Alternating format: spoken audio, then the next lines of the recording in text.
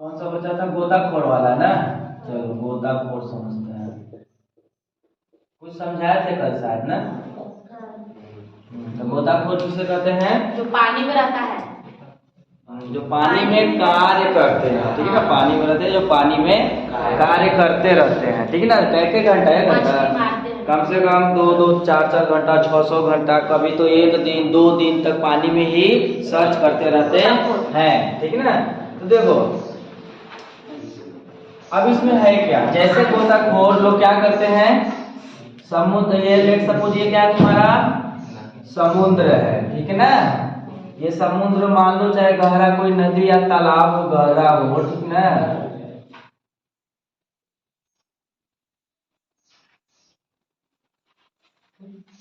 तो गोताखोर लोग सबसे पहले जो अपने सिलेंडर में जो गैस ले जाते थे, क्या क्या ले जाते थे? एक नाइट्रोजन गैस और एक ऑक्सीजन गैस, ठीक ना। जो अपने साथ जब पानी में जाते हैं गोताखोर लोग, तो अपने साथ कौन सा सिलेंडर ले जाते हैं? नाइट्रोजन और ऑक्सीजन वाला, ठीक ना। तो होता क्या था इन लोगों के साथ, एक चलो चलते हैं समझते हैं। अगर गोताखोर लोग ऊपर, अगर स्टार्टिंग में ऊपर है तब तो कम दाब फील करते हैं क्योंकि वायु के भी संपर्क में है। जैसे जैसे गोताखोर लोग कहाँ जाते हैं? नीचे। जैसे जैसे गोताखोर लोग कहाँ जा रहे हैं? नीचे जा रहे हैं। वैसे वैसे उन लोग क्या फील करेंगे? कम दाब या अधिक दाब? हाँ, जैसे जैसे तुम पानी के गहराई के अंदर जाते हो तो तुम्हारे ऊपर अधिक दाब लगने लगता है। अधिक दाब लगता है तो अब हमें बताना यहाँ पे कौन सा नियम लगेगा? कौन सा नियम? हाँ, हेनरी का नियम। हेनरी का नियम जब लगेगा तो कैसे लगेगा? हेनरी का नियम क्या था? P प्रोपोर्शनल X, यही था ना। अगर दाब अधिक लगेगा तो गैस के मोल प्रभाज, गैस का मोल प्रभाज अधिक कहाँ पे घुलेगा? गैस कहाँ पे घुलेगा? जल्दी बताओ। द्रव में। और द्रव, अब जब तुम ले गए हो साथ में तो गैस तुम्हारा कौन कार्य कर रहा है? नाइट्रोजन और ऑक्सीजन। गैस तो मिल गया तो द्रव में कौन है? द्रव में कौन है? द्रव में कौन है तुम्हारे बॉडी में? ब्लड न है। वो सिलेंडर का जो गैस है वो समुद्र में डाल रहे हो? क्या कर रहे हो? क्या कर रहे हो जो सिलेंडर में गैस लगाए हो?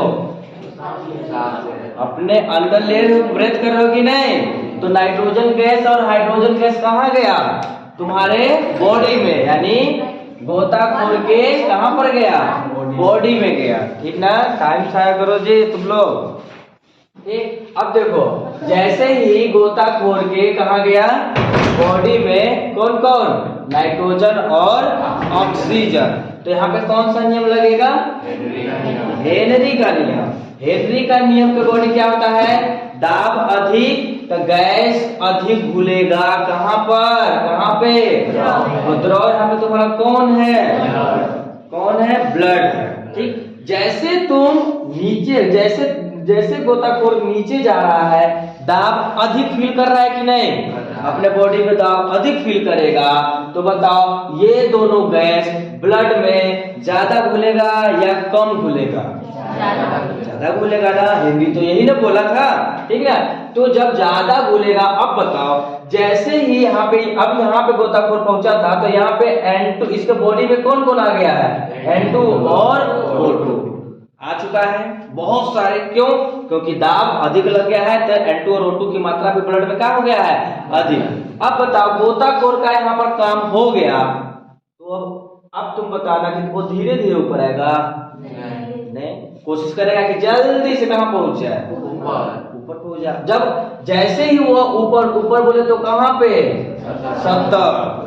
सतह पर आता है, तब भी उसके बॉडी में कौन गैस घुलकर है? N2 और O2 गैस घुला हुआ है बॉडी में। अब बता बॉडी में कहाँ? बॉडी में कहाँ? ब्लड में। अब ब्लड का कार्य क्या रहता है? ब्लड का कार्य क्या रहता है? ऑक्सीजन को हर कोशिका के पास क्या करना? पहुंचा देना। हर कोशिका, यहाँ उंगली में, ठीक है ना, हाथ में, पैर में, पूरे एक एक कोशिका जहां जहां तुम्हारा बॉडी का हिस्सा है वहां तक किसको पहुंचा देता है? ऑक्सीजन गैस को। और साथ में कौन आ चुका है अब? वो भी तो भूला है। तो हमारे बॉडी में, गोताखोर के बॉडी में कौन कौन आ चुका है? N2 और O2 कहाँ आ चुका है? हर एक कोशिका में आ गया है कि नहीं? अब बताओ, जैसे ही ऊपर गया दाब घटा कि बढ़ा? नीचे से ऊपर गया तो दाब घटा कि बढ़ा? घटा। जब घटा तो ये सब गैस क्या करना चाहेंगे? बाहर निकलना चाहेंगे कि नहीं? दाब कम हुआ तो सब गैस बाहर निकलते हैं ना। तो N2 और O2 गैस क्या करना चाहेंगे? बाहर निकलना चाहेंगे। अब जैसे ही O2 तो यूज में आ जाता है, CO2 के रूप में हम लोग यूज कर देते हैं, लेकिन N2 को हम लोग यूज नहीं कर पाते हैं। तो हमारे कोशिका में क्या किए रहते हैं? वो बैठे रहते हैं, वहां पे कोशिका में ही रहते हैं। जैसे ऊपरी सतह पे आते हैं तो हर कोशिका से N2 बुलबुले के रूप में निकलता है। क्या करता है? बुलबुले के रूप में जब निकलता है तो हमारे बॉडी को फुला देता है। क्या करता है? फुला देता है। और जब फुला देता है तो हमारे कोशिका कार्य करना कम कर देता है। और जब कम करेगा कोशिका तो हाथ को ऐसे से हिला लोगे नहीं, कोशिका कार्य करेगा तभी हम बोल सकते हैं, हाथ को हिला सकते हैं, चल सकते हैं। ये कोशिका ही करता है पूरा कार्य। अब जब कोशिका में ही तुम्हारा कौन फूल चुका है, कौन गैस भर चुका है? जब तुम्हारा कोशिका ही कार्य नहीं करेगा, तुम्हारा बॉडी ही कार्य नहीं करेगा। सोच लो। और यहाँ तक तो क्या था? Nitrogen gas. अब जैसे जैसे बुलबुले के रूप में तुम्हारे हर एक कोने से निकलेगा, यहाँ से कोशिका, यहाँ कोशिका है तो यहाँ से N2 गैस निकलना चाहेगा। हर जगह से जहां जहां तुम्हारा बॉडी का अंग है सभी जगह से क्यों निकलने लगता है? N2 गैस जल्दी से निकलना चाहता है। क्यों? क्योंकि दाब कम हो चुका है, कम। जब दाब कम हो चुका है N2 गैस जहां से निकलेगा तुम्हारे शरीर को एकदम समझो टेढ़ा कर देगा। क्या कर देगा? टेढ़ा कर देगा। और इसी को बैंड बोलते हैं। क्या बोलते हैं? बैंड्स बोलते हैं। मतलब टेढ़ा हो जाएगा, टेढ़ा तुम्हारा बॉडी हो जाएगा। जैसे ही तुम कहां से निकलोगे?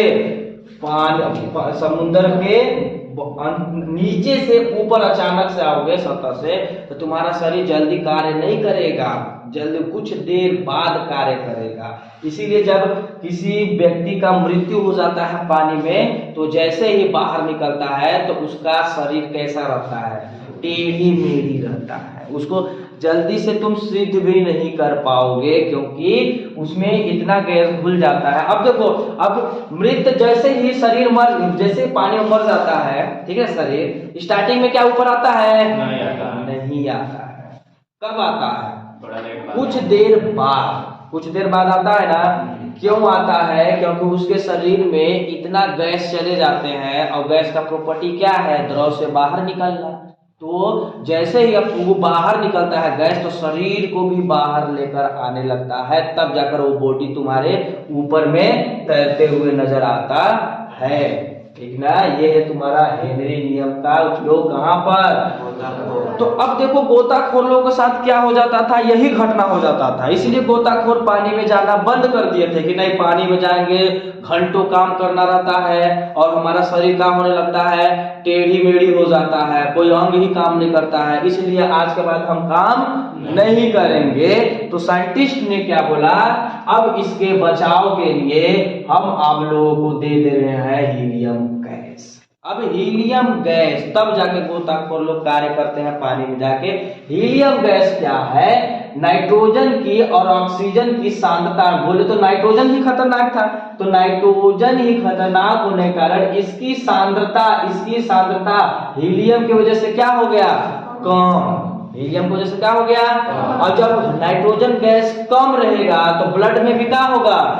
कम घुलेगा। और जब कम घुलेगा तो हमारे लिए हानिकारक नहीं है। और हीलियम एक ऐसा गैस है जो किसी में जल्दी से नहीं घुलता है, कोई भी द्रव में जल्दी नहीं घुलता है। इसीलिए अब जो गोताखोर लोग सिलेंडर लेकर जाते हैं, nitrogen plus oxygen plus helium, इतने लोगों को ले जाता है। अब देखो इसका उपयोग क्या है? O2 क्या है? हमारे जीवित रहने के लिए, सांस लेने के लिए। N2 क्या है? हमारे बॉडी से कोई और केमिकल रिएक्शन ना कर दे, बचाव के लिए। अब तो अगर खतरनाक था तो इसे हम निकाल ही क्यों नहीं दिए, है कि नहीं? निकाल देते, बात खत्म। नहीं, क्योंकि हमारे अब जब पानी में जाओगे तो विभिन्न प्रकार के रासायनिक यौगिक से मुलाकात होगा कि नहीं, तो हमारे बॉडी को हानिकारक न पहुंचे, इसलिए हम लोग कौन ले जाते हैं? वो रक्षा कवच है, समझ जाओ। और हीलियम क्या है? हीलियम ये सब की जब ये दोनों जा रहे थे साथ में तो गोताखोर लोगों का शरीर बैंड यानी टेढ़ी मेढ़ी हो जाता था, तो ई गया हीलियम, किस लिए आ गया? बचाव के लिए, इसकी सांद्रता को कम कर दिया। और ये खुद अपने आप में कहीं पर नहीं घुलता है, और जब नहीं घुलेगा तो आराम से हमारे बॉडी से आराम से बुलबुले के रूप में जब से सांस छोड़ोगे उसके साथ में क्या होगा? निकल जाएगा। ठीक है ना? देखो एक्स्ट्रा गैस, देखो जैसे हम लोग क्या क्या गैस अभी ले रहे हैं, क्या क्या ले रहे हैं? N2 भी ले रहे हैं कि नहीं? अभी N2 भी ले रहे हैं, और क्या ले रहे हैं? CO2 भी ले रहे हैं, और क्या ले रहे हैं? O2 भी ले रहे हैं। बहुत प्रकार के गैस ले रहे हैं कि नहीं? और मेनली ज्यादा की मात्रा में अभी प्रेजेंट टाइम में अभी भी, ठीक ना, हम लोग ज्यादा मात्रा में क्या क्या ले रहे हैं? O2 और CO2, और कुछ मात्रा में क्या ले रहे हैं? N2 गैस ले रहे हैं, इतना सारा। लेकिन जैसे ही हमारे बॉडी में गया तो हमारा खून सिर्फ किसे रखा? और जैसे ही सांस को छोड़ते हैं तो इतने सारे गैस का होते हैं, बाहर निकलते हैं। लेकिन जैसे ही पानी में गए थे वो नाइट्रोजन भी खून में कहा हो गया था, यानी घुल गया था। तो हमारे कोशिका से जैसे ही निकलता था तो हमारा शरीर क्या हो जाता है? टेढ़ी मेढ़ी बैंड हो जा रहा था। इसी का रक्षा कवच के लिए कौन आ गया? हीलियम गैस, जो कि नाइट्रोजन को जल्दी नहीं घुलने देता है खून में, और न खुद ही घुलता है। तब जाकर गोताखोर लोग अब जाकर तैयार होते हैं कि हाँ अब पानी में हम जाएंगे और कार्य करेंगे। नहीं तो गोताखोर के लिए बहुत हानिकारक हो जाता था जब नाइट्रोजन और ऑक्सीजन गैस सिलेंडर ले जाते थे अपने साथ में। वहां पे हेनरी नियम लगता था, जिससे किसी किसी गोताखोर का तो मृत्यु तक हो जाती थी, मृत्यु तक, सोच लो। इसीलिए सभी गोताखोर लोग डर गए थे कि अब हम लोग भी नहीं जाएंगे, क्या पता कि अगला दिन में किसका दिन हो, मेरा ही समय आ जाए मृत्यु का। अब जाकर अब गोताखोर लोग आराम से कई दिनों तक कार्य करते हैं। कहां पर? पानी में, समुद्र में कितनों दिनों तक कार्य करने लगते हैं। ये है तुम्हारा, ठीक है। इससे देखो क्वेश्चन क्या आता है, ठीक है, क्वेश्चन कि जो गोताखोर लोग सिलेंडर ले जाते हैं वो कौन कौन सा गैस होता है, तो देख लो कौन कौन? नाइट्रोजन, ऑक्सीजन और हीलियम, इतने गैस ले जाता है। और ऑप्शन में ये भी रहेगा, ये कब ले जाते थे? बहुत पहले, ठीक ना। लेकिन अभी इसको ये वाला ऑप्शन नहीं करोगे, कौन सा ऑप्शन करोगे? ये वाला ऑप्शन सही करोगे, ठीक ना। और इससे ये जब गैस ले जाया जाता है तो इससे कौन सी बीमारी हो जाता था? बैंड, शरीर टेढ़ी मेढ़ी हो जाता था, ठीक ना। मृत शरीर जब पानी से निकलता है ना तो उन लोग का देखना, ठीक ना, हाथ ऐसे खड़ा है तो हाथ खड़ा रहेगा, अंगुली टेढ़ा है तो अंगुली टेढ़ा ही रहेगा। क्यों? क्योंकि उसी को बोलता है बैंड। बैंड का मतलब क्या होता है? मुड़ जाना, टेढ़ी मेढ़ी हो जाना। ये तुम्हारा गोताखोर का स्टोरी, समझ में आया? चलो डिफाइन करो, लिखो।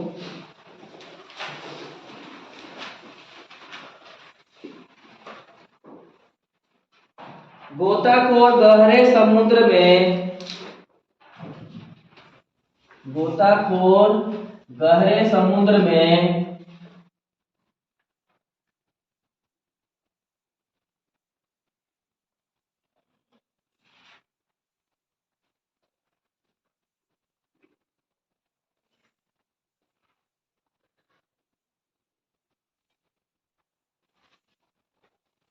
गोताखोर गहरे समुद्र में सांस लेते हुए, यानी सांस लेते हुए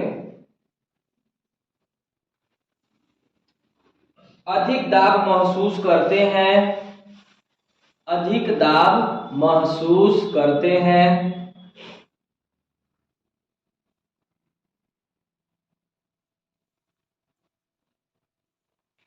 अधिक दाब के कारण,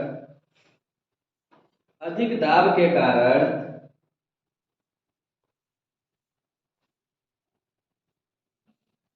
वायुमंडलीय गैसों की, वायुमंडलीय गैसों की वायुमंडलीय गैसों की रक्त में विलेयता अधिक हो जाती है। वायुमंडलीय गैसों की रक्त में विलेयता अधिक हो जाती है। विलेयता का मतलब भूल जाना ना, विलेयता अधिक हो जाती है। कड़ी पाए, जब गोताखोर सतह पर आते हैं तो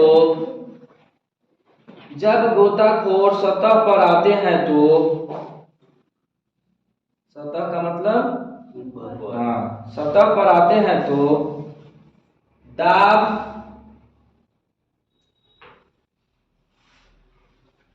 दाब धीरे धीरे कम होता है। दाब धीरे धीरे कम होता है। इससे रक्त में घुली गैसें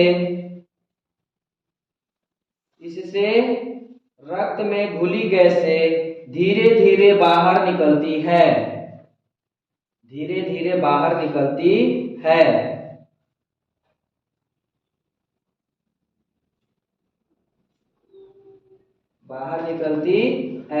जिससे रक्त में नाइट्रोजन के बुलबुले बन जाते हैं।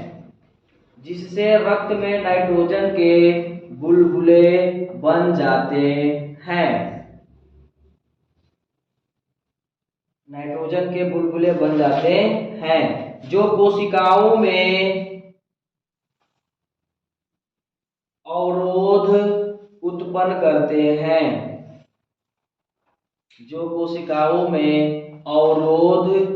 उत्पन्न करते हैं, जिसे बैंड्स कहते हैं।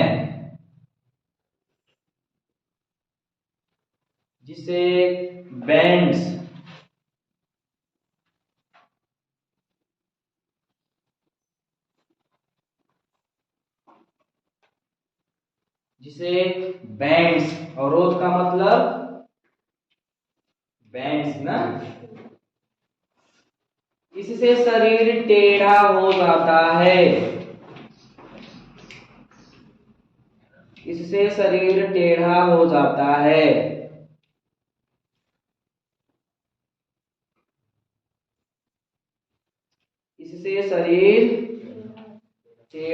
जाता है। इस प्रभाव से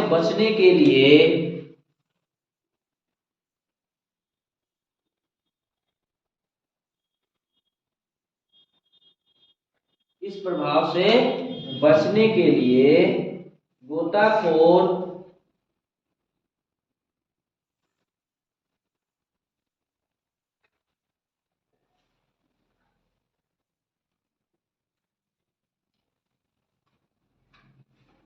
N2 56.3%, 2% या 3%, 56.2%। N2 हो गया ना,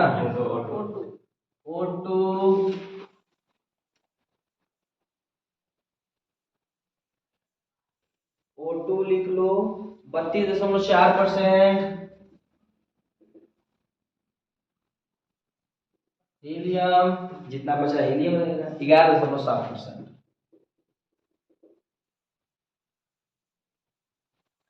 ये परसेंट नहीं पूछता है, ज्यादातर क्या पूछेगा N2O2 H, कौन सा गैस होता है, तो परसेंटेज भी लिख लियो, कोई बात नहीं, कितना कौन परसेंट होता है, ठीक ना। क्या लिखे, स्टैटिक्स पढ़ो, ये इसे एक पीछे, इससे इस प्रभाव से बचने के लिए गोताखोर N2O2 H, ठीक ना, यानी हीलियम, ठीक ना, गैस टैंक का प्रयोग करते हैं। गैस टैंक मतलब टैंक का मतलब जिसमें गैस भरा रहता है, गैस टैंक का प्रयोग करते हैं। सिर्फ इतना याद रखो कि गोताखोर लोग जो उपयोग करते हैं गैस टैंक, उसमें कौन सा गैस होता है, N2O2 HC। अब तीनों का उपयोग बता चुके हैं क्या क्या होता है। तो बाकी ये एनॉक्सिया बीमारी समझा थे ना। एनॉक्सिया बीमारी कहाँ पे होता है? जहाँ पे वायु ना हो, जहाँ पर ऑक्सीजन की मात्रा क्या हो, कम हो, ठीक है, और दाब कम लगे। जैसे में एग्जाम्पल इसका क्या, पहाड़ी वाले लोग, ठीक ना, अधिक ऊंचाई पर जो लोग रहते हैं उनमें कौन सी बीमारी पाई जाती है? एनॉक्सिया। क्या होती है? सोचने की क्षमता, डिसीजन लेने की क्षमता, ठीक ना। चलो अब हम लोग पढ़ेंगे जो कि मोस्ट भी है, हेनरी नियम की सीमाएं। हेनरी नियम की सीमाएं, हेडिंग डाल लो, हेनरी नियम की सीमाएं। लिमिटेशंस ऑफ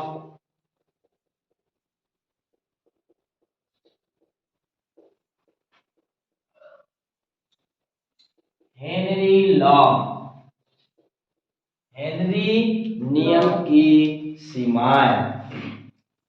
हेनरी नियम की, हेनरी के नियम की सीमाएं, हेनरी नियम की सीमाएं।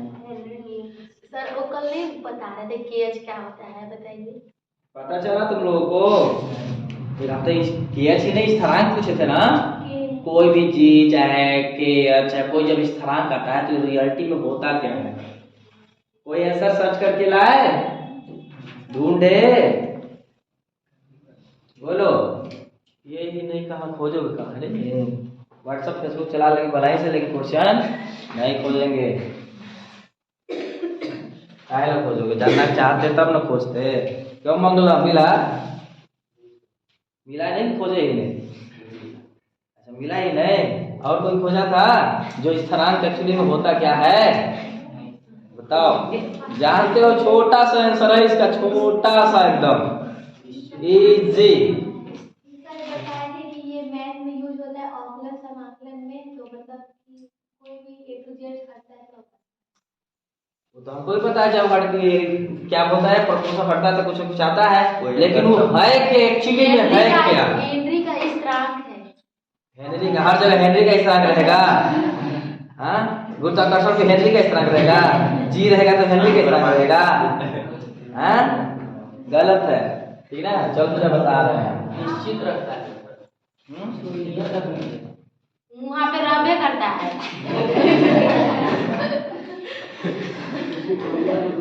वो तो पता है सबको, कोई स्थिरांक है तो निस्थिरांक का मतलब क्या होता है? कांस्टेंट। और कांस्टेंट का हिंदी बता रहे हो, स्थिरांक निश्चित। तो इसका आंसर होगा कांस्टेंट का मतलब क्या होता है?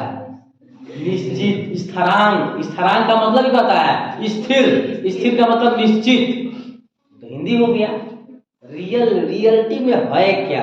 है क्या? चलो अच्छा बताएंगे, रुको। बताइए ना। अच्छा क्वेश्चन पूछ दिया था, अच्छा ना। चलो, limitation of Henry law. Limitation of Henry law मतलब क्या है? सीमाएं। सीमाएं का मतलब क्या होता है? कंडीशन। हेनरी का नियम तभी लगेगा जब ये सब कंडीशन का फॉलो होगा। क्या क्या? देखो, पहला जो है, पहला दाब हाई नहीं होना चाहिए। दाब हाई का मतलब ज्यादा नहीं होना चाहिए। अगर दाब को ज्यादा कर दोगे तो कंटेनर की ब्लास्ट, क्या हो जाएगा? ब्लास्ट। अब तुम दिमाग लगा, जैसे हम पिस्टन समझाए थे ना, पिस्टन समझाए थे ना, ठीक है ना। अब ये पिस्टन को हम लोग क्या किए थे? प्रेस करके नीचे लाए थे। अब इसे क्या करो? मशीन के द्वारा प्रेस करा दो, तो पूरा गैस क्या होगा? दबेगा, और पानी भी क्या हो जाएगा? बाहर निकलने लगेगा ना, ज्यादा प्रेस कर दोगे तो पहला कंडीशन क्या है? दाब उच्च नहीं होना चाहिए। तो दाब कैसा होना चाहिए? निम्न होना चाहिए। दूसरा, ताप जो है एकदम कम नहीं होना चाहिए। देखो, हेनरी का जो नियम होता है, हेनरी का जो नियम लगा था वो निम्न दाब के लिए लगा था। कहाँ पे? निम्न ताप पे लगा था। क्या? निम्न ताप। निम्न ताप का मतलब कम ताप। अब एकदम कम नहीं होना चाहिए, ये एकदम कम नहीं होना चाहिए। थर्ड, ठीक है। जो गैस, अब हम लोग हेनरी नियम में किसको घोल रहे हैं? गैस को। तो ये जो गैस की विलेयता, क्या विलेयता क्या होना चाहिए? कम होना चाहिए। यानी जो गैस लोगे वो द्रव में कम घुलना चाहिए। ये नहीं कि ज्यादा घुल गया गैस तो हम लोग गैस ना पिएंगे।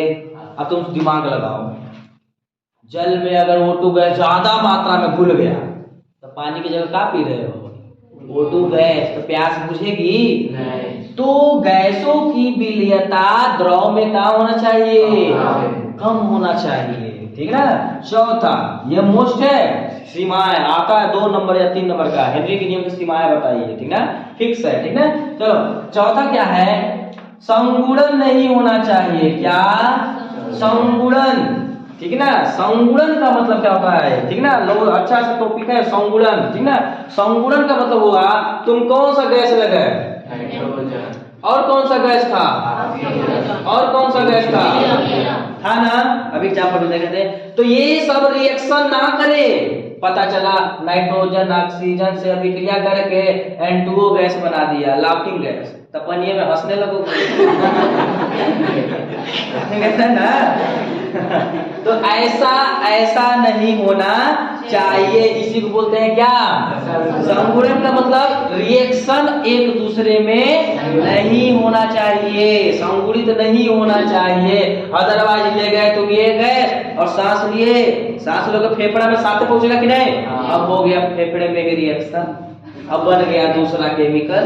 अब देख लो क्या क्या बन सकता है, कोई गारंटी है? तो कोई भी गैस कि जब द्रव में घोला जाता है तो उस द्रव से रिएक्शन ना हो, इसी को बोलते हैं क्या?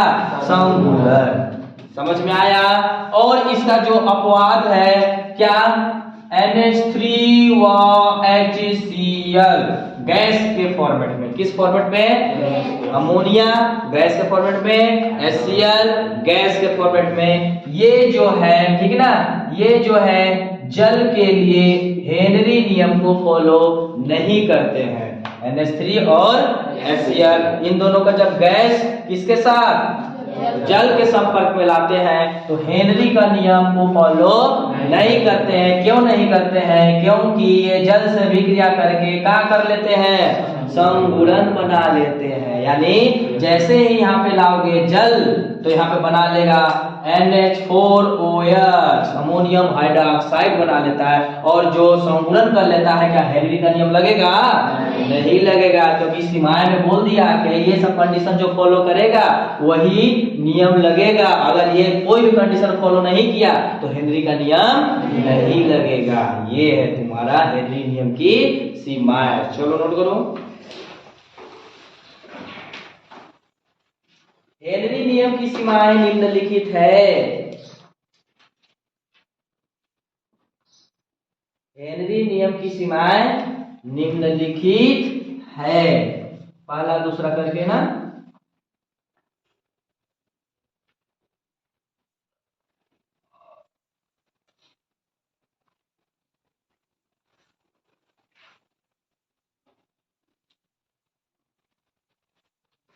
पहला, दाब उच्च नहीं होना चाहिए। दाब उच्च नहीं होना चाहिए।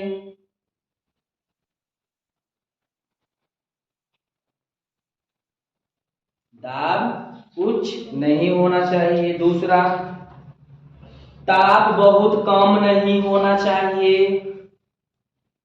ताप बहुत कम नहीं होना चाहिए। ताप बहुत कम नहीं होना चाहिए। और क्या था? गैसों की विलेयता कम होना चाहिए ना, कम घुले, ज्यादा मात्रा में नहीं। देखो नेक्स्ट, गैस की विलायक में विलेयता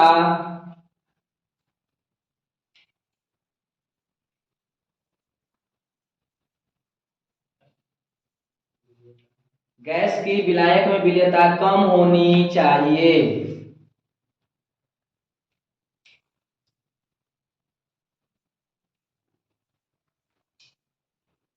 नेक्स्ट, गैस की आणविक अवस्था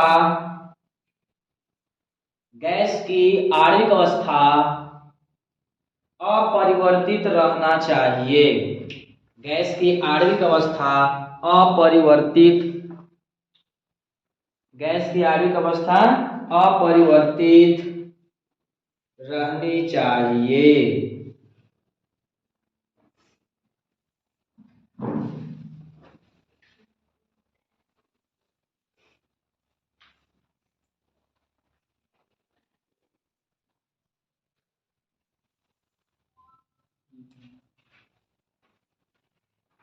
अपरिवर्तित का मतलब अभी जस्ट समझाए थे।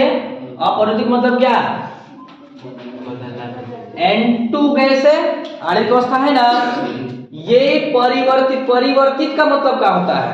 बदलना। हाँ, बदल जाना। N2 से मान लो कुछ और एक दूसरा बन गया, यहाँ पर क्या होना चाहिए? अपरिवर्तित। जो लिए हो वही का वही होना चाहिए। ठीक है, नेक्स्ट स्टार बनाकर नोट कर लो। जो अपवाद है, जल में NH3 व HCl, NH3 व HCl गैसों की विलेयता पर, गैसों की विलेयता पर, जल में NH3 व HCl गैसों की विलेयता पर हेनरी का नियम लागू नहीं होता है।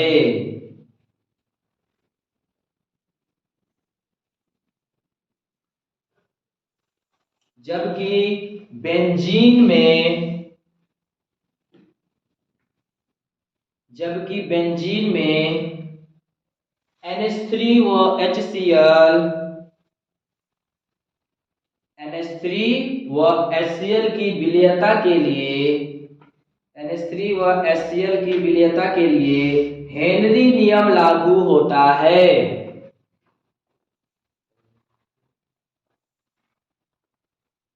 NH3 व HCl की विलेयता के लिए हेनरी नियम लागू होता है। तो मतलब समझो, ये दोनों किसके लिए लागू नहीं होगा हेनरी नियम? जल के लिए, क्योंकि ये दोनों किस अवस्था में लेंगे हम लोग?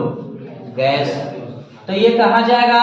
पानी में। तो गैस गया पानी में तो हेनरी नियम लगेगा, लेकिन इसके लिए हेनरी नियम नहीं लगता है। और दूसरा तुम्हारा कौन सा है? अगर ये दोनों कहां पे आ गया? बेंजीन C6H6, ये भी एक क्या है?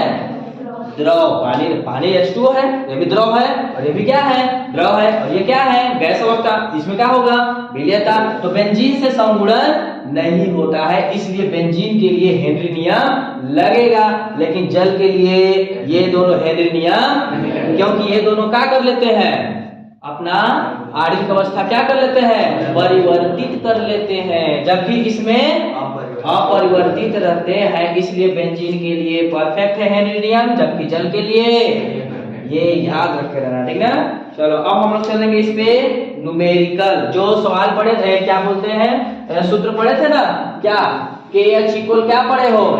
P/X, यही पढ़े हो ना?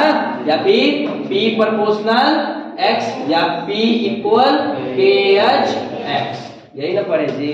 इस पे लगेगा सवाल, जो कि 3 से 4 नंबर का लेंथी क्वेश्चन। इससे पहले हम लोग छोटा क्वेश्चन, एक छोटा क्वेश्चन चलते हैं। क्वेश्चन नोट करो। 1 लीटर जल में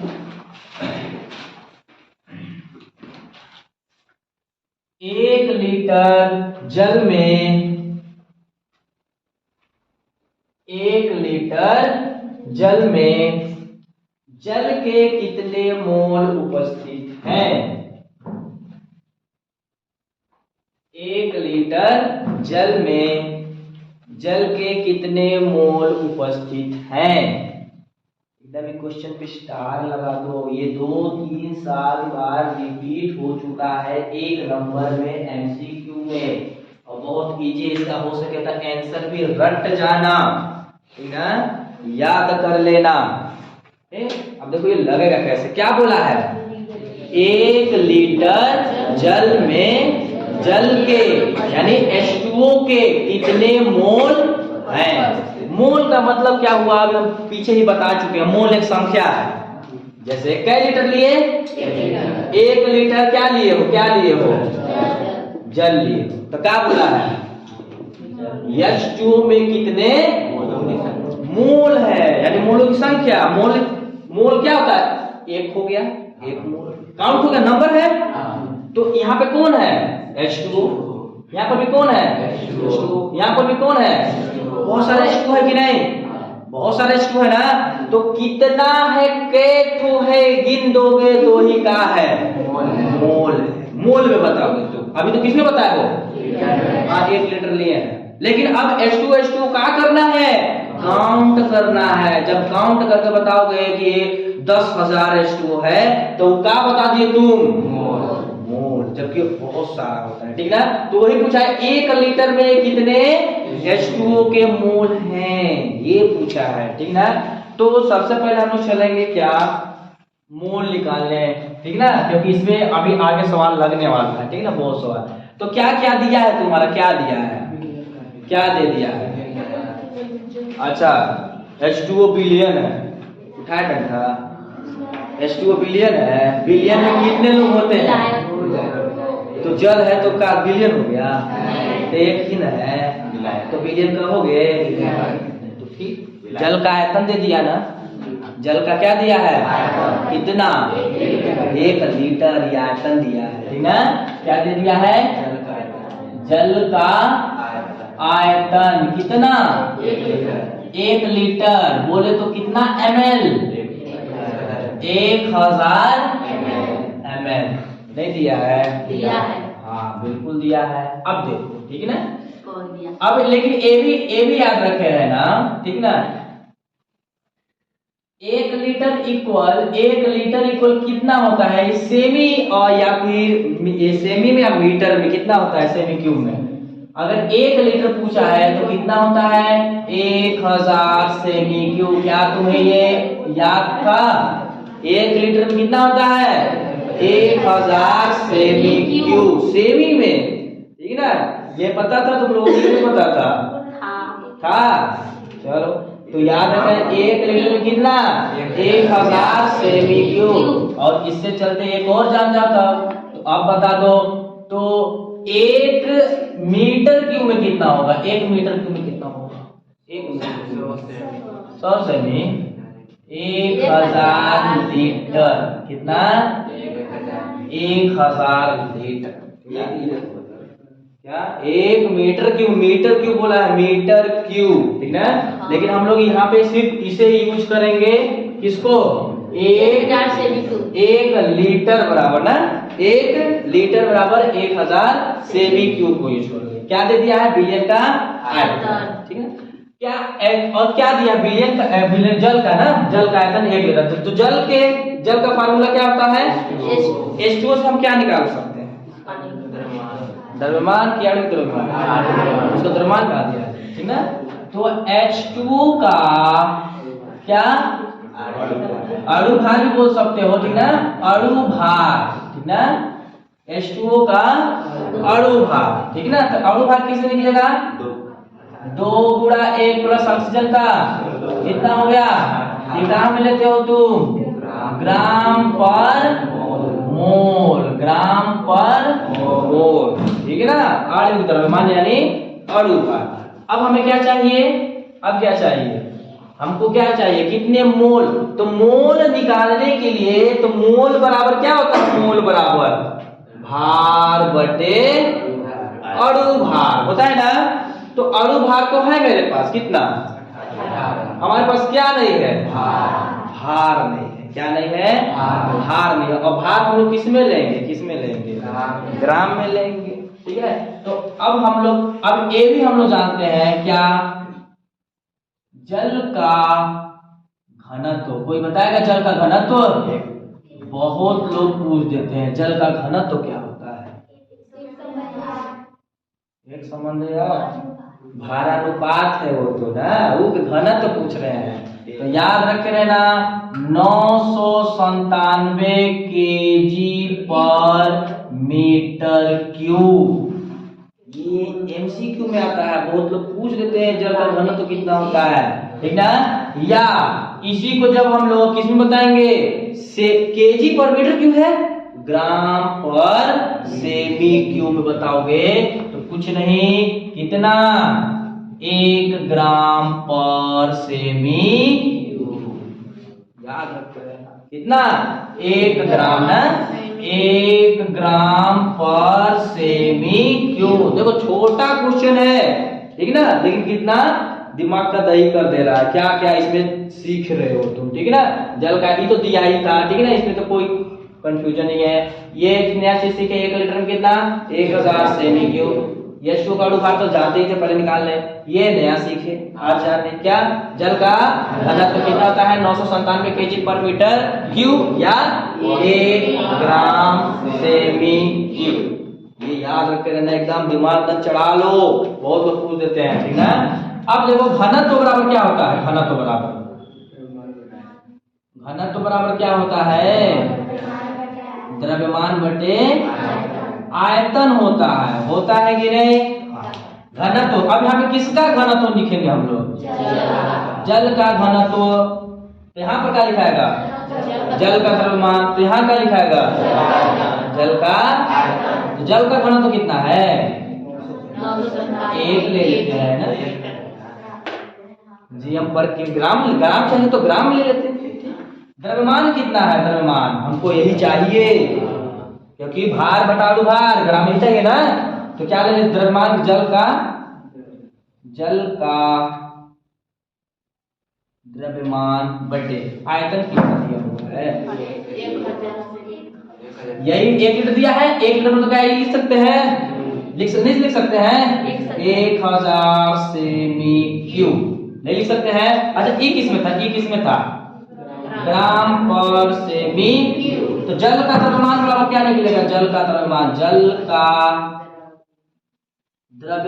बराबर क्या निकलेगा, भाग करें, यहाँ पे क्या करेगा देखना, 1 गुणा 1000 होगा कि नहीं, 1000 1 गुणा 1000, ठीक ना।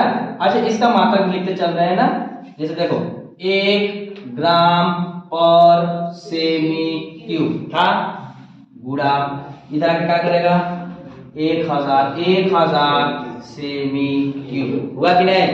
ये देखो ये नीचे सेमी है, ये ऊपर क्या है, क्या बचा 1000 ग्राम, आया कि नहीं, देखो आया ना। अब हम लोग क्या करेंगे, मोल निकाल लेंगे। क्या निकालेंगे, मोलों की संख्या, जल के मोलों की संख्या, ठीक ना।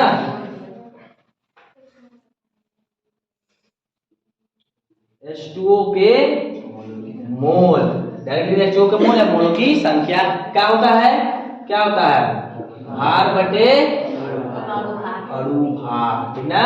भार कितना दे दिया, भार कितना आया है 1000, अणुभार कितना आया है, 18। देखो यहाँ पे लिख सकते हो, क्या लिख सकते हो, ई का दिया है ग्राम, ये किसमें है ग्राम पर मोल, नहीं है जी। तो ग्राम से ग्राम कहाँ हो जाएगा, और इसको 1000 को 18 से भाग करके देखना 55.55, और मोल नीचे है, कहाँ जाएगा, ये देखो एकदम याद कर लो। 1 लीटर जल में कितना होता है 55.55 मोल, ठीक ना, मोल। अब देखो शॉर्ट में MOL भी लिखते हैं और MOLE भी लिखते हैं। एकदम ये क्वेश्चन इंपॉर्टेंट नहीं है, इंपॉर्टेंट क्या है, 1 लीटर में जल के कितने मोल होते हैं, ऑप्शन में आएगा, एकदम बिना देखे ही ऑप्शन कर देना, सोचो ना। ये है तुम्हारा, याद रख रहना ना। अब कैसे हुआ ये देखो, अगर डायरेक्ट बताते तो तुम लोग भी कंफ्यूजन रहते, कैसे आया, तो कैसे आया, ऐसे आया, ठीक ना, नोट करो।